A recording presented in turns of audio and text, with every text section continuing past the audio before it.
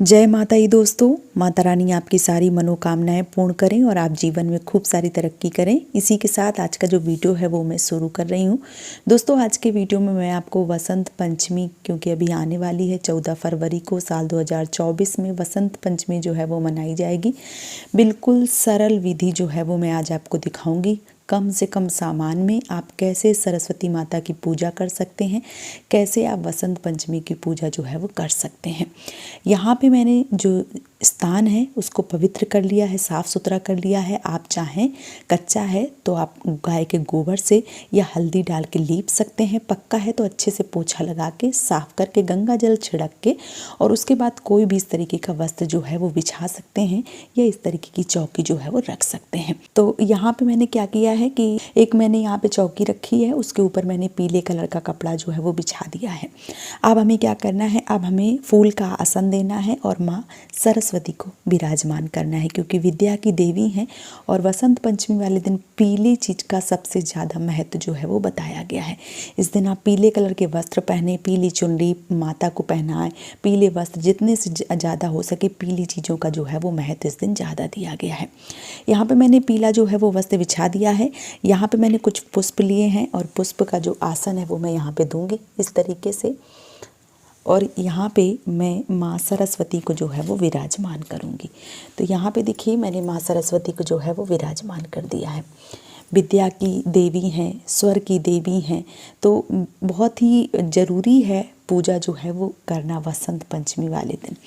तो इस तरीके से मैंने जो फ़ोटो है वो रख दी है। अब हमें क्या करना है, मैं कुछ पुष्प जो है वो रख के और जो दिया है वो प्रज्वलित करूँगी। आप इनकी जगह पे पीले चावल जो है वो भी ले सकते हैं, क्योंकि पीले चावलों का भी बहुत ज़्यादा महत्व है। आप पीले चावल से स्वास्तिक भी बना सकते हैं, पीले चावल आसन के रूप में रख सकते हैं। जो भी आपको कम सामान मिल जाए उसमें भी आप पूजा जो है वो कर सकते हैं। फूल जो है वो इस दिन पीले जो है वो ज़रूर चढ़ाएं, क्योंकि पीली चीज़ों का महत्व है। और बहुत लोगों के यहाँ इस दिन जो राई हैं, जो सरसों हैं, उनके भी पीले फूल जो हैं वो चढ़ते हैं। तो आपके घर की जैसी परंपरा है उस प्रकार से भी आप कर सकते हैं। यहाँ पे मैंने थोड़े फूल जो है वो रखे हुए, उसके बाद यहाँ पे मैंने जो दिया है वो रख दिया है इस प्रकार से, क्योंकि अग्निदेव जो है वो हमारी पूजा के साक्षी होते हैं। तो हमें अग्निदेव जो है वो ज़रूर जो है वो प्रज्वलित करने चाहिए और इसके बाद जो पूजा है वो हमें शुरू करनी चाहिए। तो अब हमारे दीपक जो है वो जल गए हैं, अब हम पूजा जो है वो शुरू करते हैं। तो अब हमें क्या करना है, अब हमने एक इस प्रकार का पात्र ले लिया है, इसमें मैंने थोड़ा सा गंगा जल और जल मिलाया है, इसी में मैंने एक पुष्प जो है वो रख लिया है। अब हम क्या करेंगे, दीपक की पूजा करेंगे और माँ सरस्वती की पूजा करेंगे। यहाँ पे मैंने जो दीपक को स्नान है वो करवाया है और यहाँ पे मैं माँ सरस्वती को स्नान करवाऊँगी, क्योंकि फ़ोटो है, अगर विग्रह है तो आप पंचामृत से, दूध से और गंगा जल से स्नान करवा सकते हैं। इस तरीके की फ़ोटो या तस्वीर में जब हम पूजा करते हैं तो वो फ़ोटो ख़राब हो जाती हैं, इसलिए हमें भाव रूपी स्नान जो है वो करवाना चाहिए। तो यहाँ पे मैंने स्नान जो है वो करवा दिया है। अब हम क्या करेंगे, हल्दी, रोली और चावल से माता का और दिए का पूजन जो है वो करेंगे। तो यहाँ पे सर्वप्रथम हम जो दीपक का पूजन है वो कर लेते हैं इस प्रकार से। अब मैं माँ सरस्वती को जो है वो पूजन करूँगी इस प्रकार से। तो माँ सरस्वती को जो है वो मैंने हल्दी, रोली, चावल से जो तिलक है वो कर दिया है।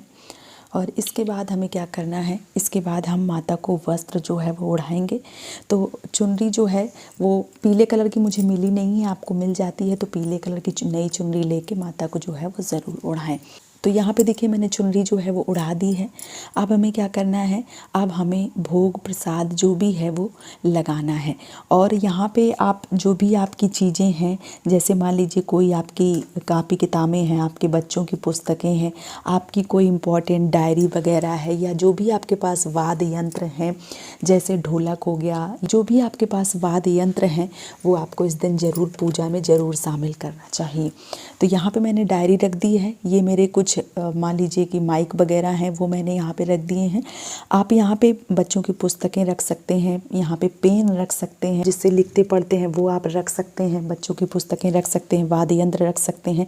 जो भी आपको चीज़ें जो हैं वो मिल जाती हैं या आपके पास जो भी चीज़ें हैं वो आप रखें, और कम से कम और ज़्यादा से ज़्यादा जो भी आपके पास सामान है उससे पूजा जो है वो ज़रूर करना चाहिए। इसके बाद यहाँ पे जो सिंगार है वो हम माता को यहाँ पे चढ़ाएंगे से, और फिर हम जो पुष्प हैं वो चढ़ाएंगे। तो जो फूल हैं वो पीले फूल जो हैं वो इस दिन चढ़ते हैं। तो यहाँ पे देखिए मैंने जो दीपक है उनको पुष्प चढ़ा दिया है, और इस प्रकार से मैं माता को जो पुष्प है वो चढ़ा दूँगी। इस प्रकार से पीले फूल जो है वो आज के दिन ज़रूर चढ़ाएं। तो इस प्रकार से जो पुष्प हैं वो मैं यहाँ पे चढ़ा दे रही हूँ। ये देखिए, तो मैंने पुष्प जो है वो समर्पित कर दिए हैं। अब इसके बाद हमें क्या करना है, जो भी आपके पास भोग है फल में, यहाँ पे देखिए मैंने बेर, जो भी सीज़न के फल मिल जाते हैं यहाँ पे बेर, अंगूर, अमरूद, केला, जो भी आपको फल मिल जाते हैं वो आप ज़रूर चढ़ाइए। तो इस प्रकार से मैंने जो फल है वो चढ़ा दिए हैं। जो भी मिष्ठान आपको मिल जाए वो चढ़ाएं। यहाँ पे मैंने ये देखिए लड्डू भी लिए हैं, और हमारे यहाँ बूंदी जो है वो आज के दिन इस तरीके की मीठी बूंदी जो है वो चढ़ती है। बहुत सारे लोगों के यहाँ पीले चावल जो है वो चढ़ते हैं। तो आपके यहाँ जो भी विधान है वो आप चढ़ा दीजिए। हमारे यहाँ शुरू से ऐसा मैं देखती चली आ रही हूँ कि हमारे यहाँ बूंदी का प्रसाद जो है वो वसंत पंचमी वाले दिन लगाया जाता है। तो यहाँ पर मैं बूंदी का जो प्रसाद है और लड्डू, दोनों प्रसाद जो है वो मैं लगा रही हूँ यहाँ पर भोग के रूप में। जो भोग है वो माता जी स्वीकार करें इस प्रकार से। तो यहाँ पे मैंने जो भोग है वो समर्पित कर दिया। भोग समर्पित करने के बाद आपको क्या करना है, आपको जो दक्षिणा है वो अवश्य रूप से चढ़ानी चाहिए। तो मैं यहाँ पे जो दक्षिणा है वो रख देती हूँ। और जैसे कि मैंने बता दिया है कि बच्चों की पुस्तकें, आपकी जो भी ज़रूरत वाली पुस्तकें हैं, आपकी जो भी डायरी है उसमें आप स्वास्तिक बना सकती हैं, आप उनका पूजन अर्चन कर सकती हैं। जैसे जो पुस्तक आपने ली हुई है उसका भी पूजन जो है वो इस दिन किया जाता है। और जो भी आपके वाद्य यंत्र हैं उनका भी इस दिन पूजन जो है वो विशेष रूप से किया जाता है। तो आप उनका भी पूजन करें। जो भी बच्चों की पुस्तकें हैं, पेन हैं, सब में इस दिन आपको जो तिलक है वो ज़रूर करना चाहिए। इसके बाद आपकी जो पूजा है वो हो जाती है, और लास्ट में जो है वो माता का आचमन और आरती जो है वो ज़रूर करनी चाहिए। यहाँ पे मैं जो धूप बत्ती है उसकी आरती करूँगी, माता को प्रणाम करूँगी, और पूजा में रही जो भी त्रुटि है उसके लिए माता से माफ़ी जो है वो ज़रूर मांगना चाहिए। अपने कई वीडियो में आप सबको बताती रहती हूँ कि पूजा जब भी आप करें तो पूजा अवश्य रूप से करें। सामान भले ही कम हो ज़्यादा हो, जिस प्रकार से हो, सामान कम ज़्यादा चल जाएगा, लेकिन पूजा जो है वो नहीं रुकनी चाहिए। यहाँ पे मैंने धूप बत्ती जो है वो ले ली है। इस प्रकार से मैं माता की आरती जो है वो करूँगी। आप यहाँ पे जो कपूर है उसकी भी आरती जो है वो कर सकते हैं। अच्छा, बहुत सारे घरों में गणपति जो है वो पहले विराजमान किए जाते हैं, उसके बाद जो है वो पूजा की जाती है। तो आप गणपति जो है वो भी विराजमान कर सकते हैं, क्योंकि प्रथम देव जो है वो गणपति ही हैं। तो गणपति की पूजा सर्वप्रथम की जाती है। तो आप यहाँ पे गणपति जो है वो भी बिठा के पूजा कर सकते हैं। मैंने यहाँ पे सिर्फ और सिर्फ माता सरस्वती की, वीणा वादनी जो माता हैं, जो सरस्वती माता हैं, उनकी मैंने पूजा जो है वो करके दिखाई है। माता से प्रणाम करेंगे, घंटी बजाएंगे, हमारी पूजा जो है वो स्वीकार करें, और हमारे बच्चों को और विद्या बुद्धि दें, और हमारे ऊपर अपना आशीर्वाद जो है वो सदैव बनाए रहें। माता से यही कामना करेंगे, और माता को प्रणाम जो है वो ज़रूर करेंगे। और इसके बाद क्या करना है, इसके बाद जल लेना है, और जल से आचमन जो है वो ज़रूर करना है। तो यहाँ पे मैंने थोड़ा सा जल लिया है, और इस प्रकार से सारी चीज़ों को इस प्रकार से करके, और जो आचमन है वो किया जाता है इस प्रकार से।